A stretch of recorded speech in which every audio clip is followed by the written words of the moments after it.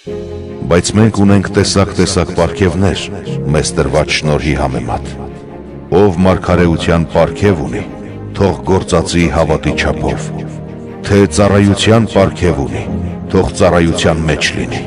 թե ուսուցանում է ուսուցանելու մեջ,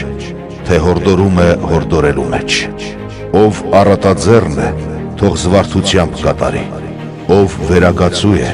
թող փութաջանությամբ աշխատի, ով ողորմում է, թող ուրախությամբ անի։ Սեր առանց կեղծիքի, ատելով չարը գնալ բարու հետևից, եղբայրասիրության մեջ միմյանց հանդեպ գթասիրտ, հարգելու մեջ միմյանց գերազանցել, ջանասիրության մեջ չծուլանալ, հոգով ջերմեռանդ եղեք,